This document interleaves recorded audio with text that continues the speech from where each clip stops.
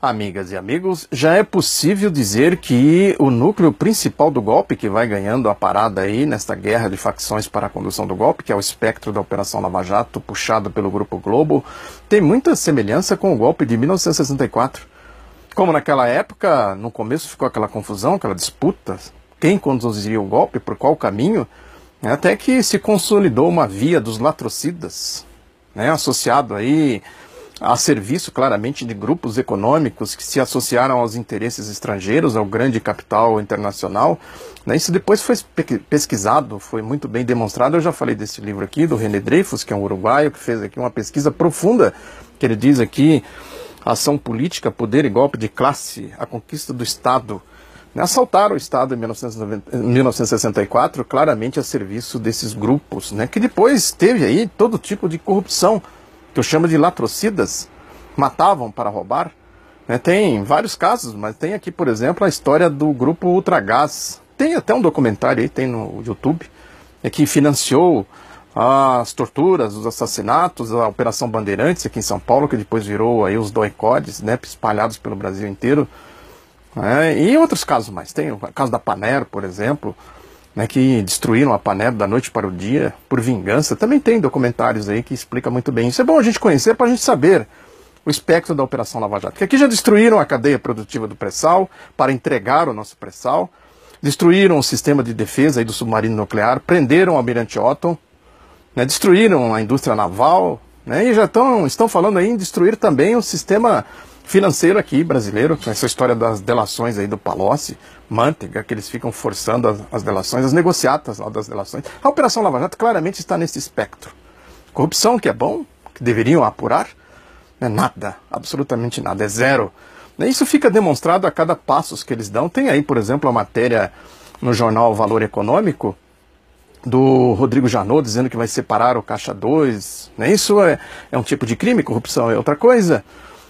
Que quem só está sendo acusado de Caixa 2 vai pagar uma multa, fazer um trabalho comunitário e sai com ficha limpa. Claramente, aí ocultação que eu falo aqui, a Lava Jato é isso aí, uma operação de ocultação de corrupção e promoção da corrupção. Falei aqui das palestras do Dallagnol, depois ganhou um certo burburinho aí, que ele cobra para dar palestra, e outras coisas. Sérgio Moro lá com as Apaz, com o roubo de Maringá, Banestado, etc, etc. A Operação Lava Jato é isso aí. E lógico que esse grupo, essa associação com os capitais, com os interesses financeiros estrangeiros para destruir a economia nacional, tudo que se pode dizer de soberania nacional, tem claramente aqui eles fazendo esse trabalho aqui de sapa, de quinta coluna. Porque o capital, o grande capital financeiro domina tudo, como eu falei aqui. Às vezes a gente imagina que são só papéis, especulação, não é.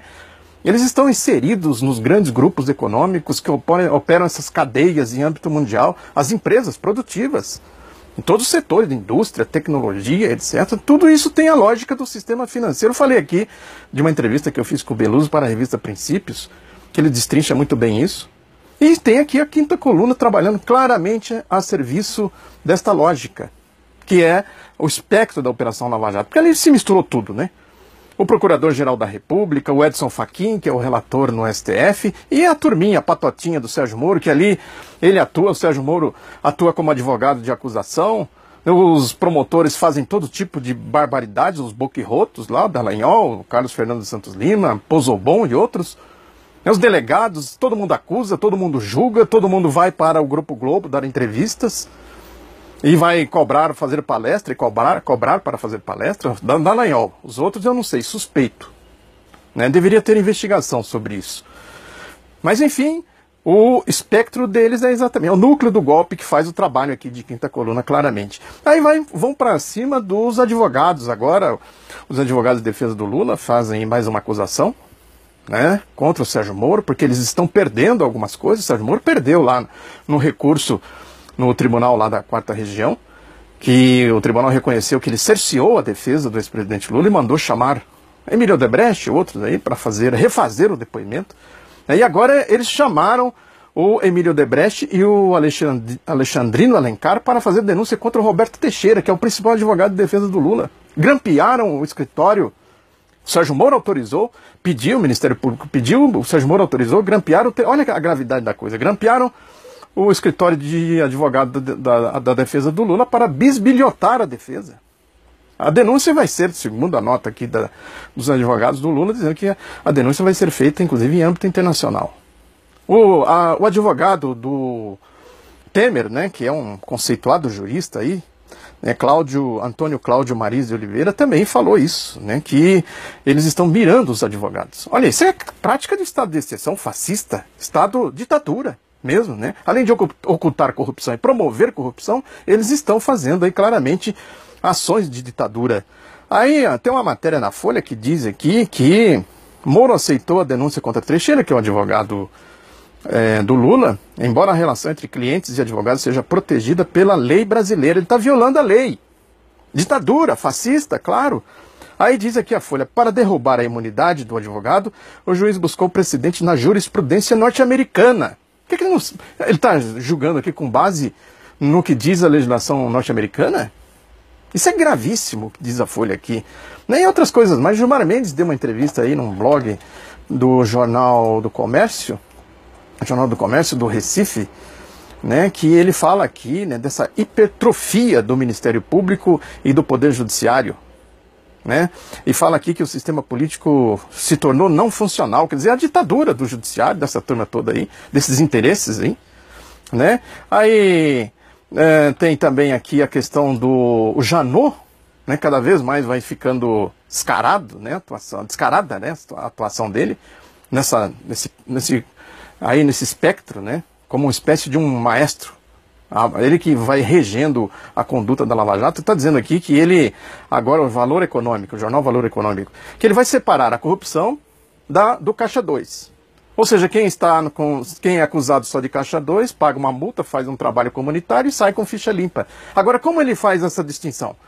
Quer dizer, anjos distribuíram recursos para uns e demônios para outros? O dinheiro do Caixa 2 veio de onde? Que investigação que foi feita, rastreamento, etc. Tudo que eu venho falando aqui. O Caixa Preta do Caixa 2 sai da cabeça deles, da subjetividade deles. Esse é corrupto, esse não é corrupto. É isso. Está aí a comprovação. Né? Aí tem aqui, por exemplo, a Folha dizendo outra barbaridade, né, que a Folha põe aqui, uma matéria indecente também, dizendo: confira 7 fatores apontados pela Lava Jato para pedir a prisão do Lula. Porque o Sérgio Moro, a partir dessa semana, pode dar a sentença. Né? E a gente já imagina por onde vai a coisa, né? Pelo comportamento fascista dele, né? Que de juiz ali já não tem, ele abdicou das prerrogativas da magistratura para fazer politicagem, fazer o que ele vem fazendo como um legítimo condutor de um estado de exceção, um estado fascista. E a acusação diz aqui, o Ministério Público Federal, coisas absurdas, dizendo, por exemplo, que a base, né, o escopo inicial da acusação, do pedido de prisão do Lula, que é a profissionalização do esquema de corrupção. Aí diz aqui que é difícil ter prova, né? Isso não é apenas um fruto do acaso, mas sim da profissionalização da sua prática de cuidados deliberadamente empregados pelos réus. Ou seja, algum espírito de algum psicólogo, né, do passado que baixou neles para eles atribuírem intenções para outros, para terceiros. Eu estou dizendo que você pensa assim. Não tem provas, fatos, coisas materiais, concretas para se fazer a acusação. É o que eu acho. Eu acho que ele pensava assim, eu acho que ele fazia assim, então nós vamos prender ele por isso. É isso que eles estão dizendo aqui. Diz que é difícil provas, que o Lula é o general, aquela tese lá do PowerPoint do Dallagnol, aquele covarde que fogem das audiências para não responder às verdades que são questionadas. Né? Que é o general da corrupção, da propinocracia, é toda a base está no livro dele, está nas palestras monocórdias dele, né, e está aqui no conjunto do pedido aqui da prisão do ex-presidente Lula.